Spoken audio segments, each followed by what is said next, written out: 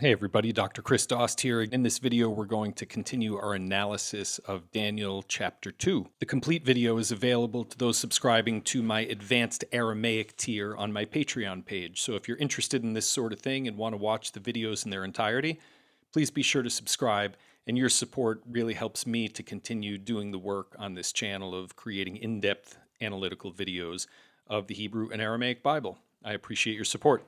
All right, let's get started with our analysis. So the first phrase we're going to look at is Ane malka ve'amar lechastaye. Ane malka ve'amar lechastaye. So the first word ane is a masculine singular G-stem participle. A masculine singular G-stem participle. And remember, the G-stem is going to traditionally be called pe'al in Aramaic grammars. But these days, it's more common to refer to it as the G stem because the traditional nomenclature is language specific, whereas G stem is part of a nomenclature that applies to all Semitic languages, and it makes it much easier to talk about multiple Semitic languages such as Hebrew and Aramaic and Akkadian all at the same time and show their similarities as opposed to their dissimilarities.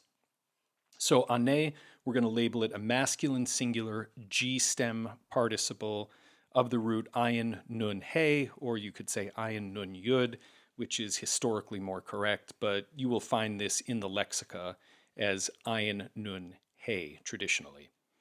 And this verb means to answer. That's followed by malka, which is the determined form of the word melech, meaning king.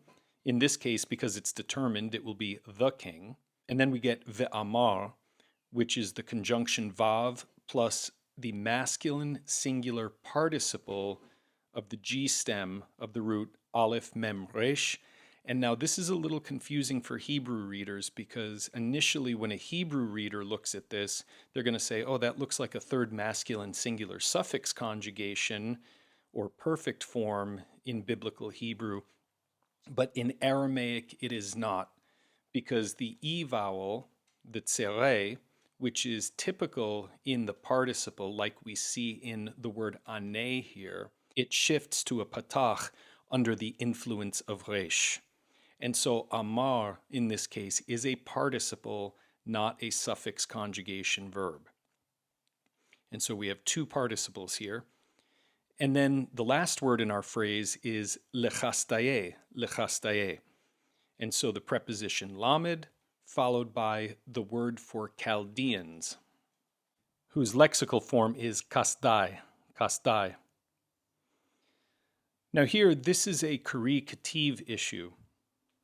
The Kari found in Biblia Hebraica Stuttgartensia and in the manuscripts, the Leningrad Codex, for instance, will have the aleph and the yud reversed. And this is kind of an advanced issue, which I'll deal with in more detail in another video, but it's called a dissimilatory shift. In other words, there's a change in sound that takes place to make two consecutive sounds different from one another. That's all I'm going to get into right now. But the form that is written is lechastaye, whereas the Kari, which is written in the margin of the manuscript, is lechastae. Dalet kamatz aleph tsere yud. So there's a shift that takes place. Now the way this is going to be translated is the king answered and said to the Chaldeans. The king answered and said to the Chaldeans. In this particular phrase, ane ve'amar, the context demands that we treat these words as past tense verbs. However, it's important for the sake of analysis that we understand that they are actually participles. Now, in the advanced Aramaic class, Biblical Aramaic 2, I spend some time dealing with the nuances of the participles. Participles are technically not verbs, they are verbal nouns, and therefore they have a number of different functions. And I'll explain all of these nuances of the participles in that video. But for now, we've got the king answered and said to the Chaldeans. And now our next phrase is milta mini azda.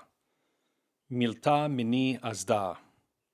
Milta is the feminine singular determined form of the word milah, which means word or thing. So the word minni, from me, this is something that if you've studied Hebrew, you've seen this before. It's the preposition min, followed by the first person common singular pronominal suffix. Well, that does it for this video. If you have any comments or questions, please be sure to post them on the Patreon channel. And I just want to thank you for your support of me and this channel as I try to get educational videos on biblical languages and biblical literature out to a broader community. Thank you so much. See you in the next video.